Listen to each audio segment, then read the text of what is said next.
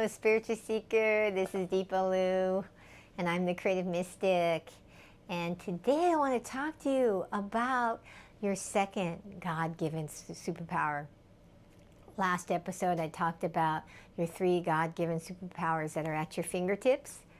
The first one I talked about was the power of your words. And I shared with you in the last episode about how you can use mantra in your spiritual practice, but also the power of your words in your life make a huge difference. So if you want to know more about that, feel free to check out the previous episode. But today I want to talk to you about your power of choice.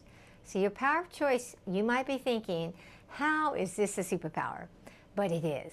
Okay? In fact, it's one of your most important superpowers that you need to master and to start utilizing in a way that lets you create a life you love, one that's filled with meaning and purpose, because I'm all about helping you step into your purpose, what I call your holy calling, because we're all here for a holy calling. Okay? You are, even if you don't know what it is yet. But your power of choice is what separates you from every other being on the planet, okay, in the sense of there's only one you're the only one that is going to make the choices and do it the way you would do it, okay? Now, I was out in nature earlier today, and I was walking through the trees and seeing all the beautiful plants, and all of a sudden I see a little caterpillar crawling along. I'm going to show it to you because it was so cute. And it hit me when I was looking at this caterpillar, that this caterpillar doesn't have a power of choice of what its next step is going to be, of what its next level. When I say next step, what's like you get to choose what career you want, where you want to put your energy, what things you like to do, what hobbies you have. You get to make that choice, okay? The caterpillar doesn't have that, okay? Now, it goes through a beautiful transformation, right? It's a caterpillar. Then one day it's like, oh, time to cocoon, and it weaves its little cocoon all around itself, right? And then it hibernates in the cocoon, and then it's transforming into this butterfly in the cocoon, right? And then it breaks out of the cocoon, and it's this beautiful butterfly. Now, beautiful transformation, yes? Yeah, I love butterflies, okay? But it doesn't have a choice in it. It just, here's the way its biology, its DNA works, and that's what's going to happen. You, as a human being, have this amazing power that you get to choose. Now, here's the thing, though. Unfortunately, most people make their choices from fear rather than the way your higher power intended you to, which is to make choices that are guided by your heart's desire, by what's true in your heart. You're supposed to be choosing what's true in your heart. Now, you might be thinking, well, maybe I don't choose what's in my heart, but I don't make my decisions from fear.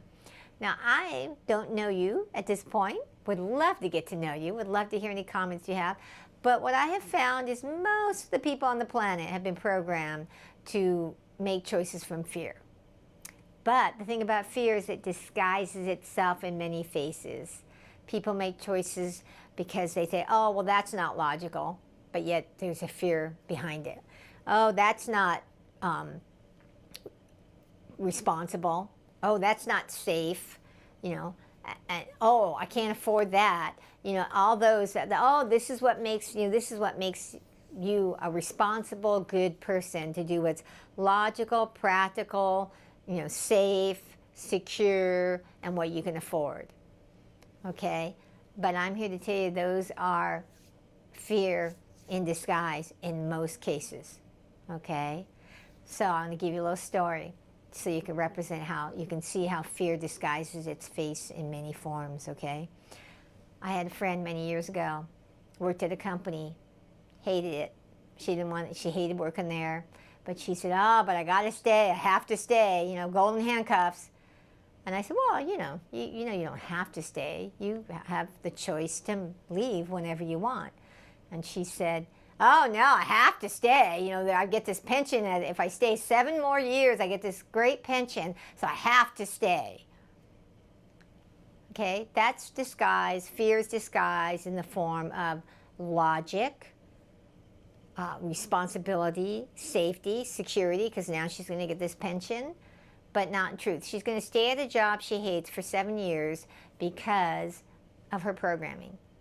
And not a bad person, and there's really nothing wrong with staying there, but to suffer for 7 years when you hate your job, I'm always like, gee, if you really got to what's true in your heart and you made a choice from that, you might be making more and be able to like invest and save more money than you would with this pension. But you don't know because you stay in this realm of, oh, the programming you're giving, I have to do safety, security. Money's the most important thing. That's the thing a lot of people have been programmed with.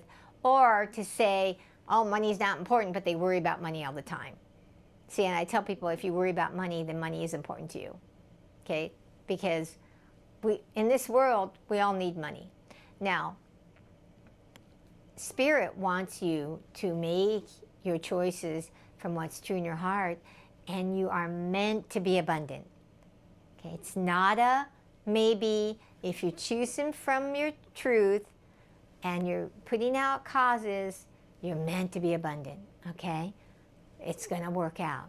Now, the thing is that you have to start to recognize when you're making these fears. And in order to know when you're making choices from your fear or from your truth, to know what your truth is, what your heart's desire is, what's true in your heart, you have to know yourself first. So I'm going to talk to you about a couple things to help you. One is journaling. Now I'm going to put some links for inspirational journals down there because the inspirational journals help keep you in the expansive possibility mindset, because that's what we want to do. See, our programming keeps our blinders on, so we can only see so much, so many possibilities, not because there aren't more possibilities, but because of our fears, our programming of what's responsible, safe, secure, logical. It prevents us from seeing other options that are there, okay? So when you journal, you start to get to know yourself. You journal about, what did I feel the other day? Did I have any little inklings of something that I feel like I desire, want to do? You want to write that down, so because in your busy day, sometimes you get a little flash of something you'd like, but you're so busy you don't even notice it. It's just like, oh, you forgot. Oh, I like that. Oh, you forgot because you're on to, I got to do the next thing I got to get done in the day. And so if you carve out that time, 15 minutes, a half an hour, if you only have 5 or 10, something where you can journal every day. So, just get a journal, start journaling so you can start to know yourself. That's the first step in starting to know what your heart's desire is. The second thing is connecting with your higher power. I'm an interfaith minister, whatever your higher power is. Now, I connect with my higher power and my spirit guides because I know my spirit guides are here to help me have faster transformation and have the transformation with more ease when I follow the guidance. See, because what happens is when you have that programming, you've got these blinders, you can't see other options sometimes, and Spirit will come into giving you guidance about an option that you may not ever think about, or at least won't for many years. And so that's why your spirit guides can help speed up your transformation, your process, okay? Taking you to that next level that you desire, that maybe you kind of have thought about it here and there, but you couldn't figure out the how, so you abandon it or you never do it because of that. Now, I want to share a story about, here's an example of how your spirit guides, Divine Mother, like one of mine is Mother Mary, she's one of my main spirit guides, helped me to step into my spiritual growth and what my next step was in my expansion a while back. So many years ago, I was in the spiritual closet a bit, in the sense that I didn't tell my family everything, and I kept some things kind of to myself because I didn't want people to think that I was weird or who does she think she is, or any of those voices that come up, that kind of stop you. And I got this divine download from Divine Mother telling me to put on my website that I can tune into somebody's energy and I can have them state an intention of what their purpose is or a challenge they want to overcome. And then we can meditate together and I can see their spirit guide that's here to help speed up their transformation and give them guidance on how to do this and move forward in a more flow way and manifest faster, okay? And so I got that download and was like, all right, I'll put it on my website, because I was at a point that even though I didn't know how to do it, I thought, well, I got this download. Divine Mother's always leading me in the direction of growth and expansion. Let me put it on my website. So I put it on my website. But I didn't tell anybody, because she didn't say I had to tell anybody. She said, put it on your website. So I said, follow divine guidance. Yeah, I put it on my website. Put it up there, sat there for a year. Not one person ever asked me about it, because I never talked about it. Because of why? My fear was making me choose not to talk about it, because I was afraid of what if I can't do it, right? Ever have that? Well, that's what was happening with me. But then I realized about a year later, I'm kind of in the spiritual closet. I need to come out of the spiritual closet completely. Stick my stake in the ground. I'm here to do spiritual work. I'm here to like connect with spirit and the guides and really help people transform themselves, their lives, and how they are in the world. So I'm going to put my stake in the ground. And I was at a business training, and I decided to just get up and talk about me being, spiritual teacher, and that I paint spirit guides, and I'm a coach that does spiritual success coaching, and put my stake in the ground. Mentioned the personal divine presence portal, but didn't go into it a lot, okay? But I thought, okay, put my stake in the ground, I've come out completely out of the closet, I'm gonna keep doing this. And I go home, open up my email, and I look at my email, and I'm like, oh my goodness. There was an email from somebody saying to me, I see on your website that you do something called a personal divine presence portal, where you can see my spirit guide that's here to help me manifest a purpose. I think I want one. Can we talk? So we set up an appointment. I explained to her how it works. We're going to do one appointment where you state your intention. I'll help you get clear on that intention of what you're wanting help with, the purpose you have. And then we'll meditate together, and I'll tune in, and I'll get a vision. And then I'm going to go away. I'm not going to tell you what I saw. I'm going to go away and paint it. And then I'm going to, and there'll be a message. And I'm going to infuse your spirit guide portal with the energy and vibration that I was given from your spirit guide, so that you can actually work with this. And we're going to come back on this second appointment. And I'm going to introduce you to your spirit guide. And I'll teach you how to do it and give you the intuitive message. She's like, great. Go away. I paint it. The whole time she was talking about Mother Mary, Mother Mary, Mother Mary, but the vision I had wasn't Mother Mary. So I painted what I saw, got done, but was kind of worried on that second appointment, because I'm like, she kept talking about Mother Mary, and I think she's expecting Mother Mary, but that is not what I saw. So I come back, get to her second appointment. We do this on Zoom. So I hold up the personal divine presence portal of her spirit guide, and I hold it up and I show her, and I say, well, here's your spirit guide that revealed themselves to me. And I showed it to her, and some tears started coming out of her eyes. And I went, oh, okay, I think this is good. And she said, well, I didn't tell you this, but I had an Akashic reading years ago where she told me I was to work with a fairy, and I had painted a fairy. And I gave her the message. She was just like, this is right on, And so what that taught me is that our spirit guides are here to help us transform faster into an expanded view that we sometimes cannot see because of our own self-definitions, our programming that prevents us from seeing it. And so, that introduced me to let me ask my spirit guides whenever I'm looking at what's my next step, what's my next level, because they have a much more expanded view than I do.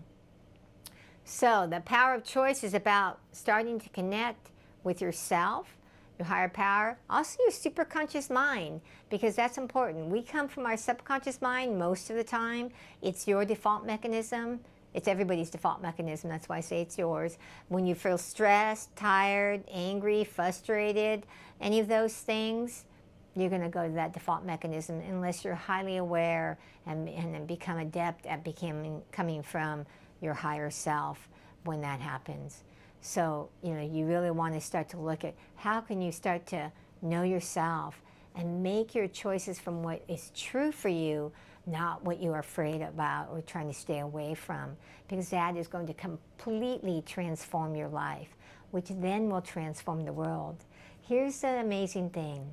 When you start to make choices from your truth and transform your life, you transform the world. Because as each person starts to step into their truth and do and make choices from what they love, what's calling them in their heart, we're transforming your life, but that you as an individual are transforming the world by one more person being on the energy and vibration of love and truth rather than fear and separation and judgment. And so there's a tipping point at some point where when we have more people doing what they love, being on purpose and fulfilling their purpose, making their choices from truth, that the world's going to become a world of peace and joy and love. But we do it one person at a time, and you can start doing that by making your choices from what's true in your heart rather than what you're afraid of. Okay? So if you resonate with this, I'd love to hear any comments, shares. Remember, greatness is within you. It's time to let it out. If you resonate, feel free to subscribe, and I'd love to hear from you. If you're ready to take that next step, feel free to take advantage of my Next Step Connection call. It's a complimentary gift. I'd love to hear from you and help you step into your next step of your purpose, your holy calling. All right? Have a miraculous day. Blessings.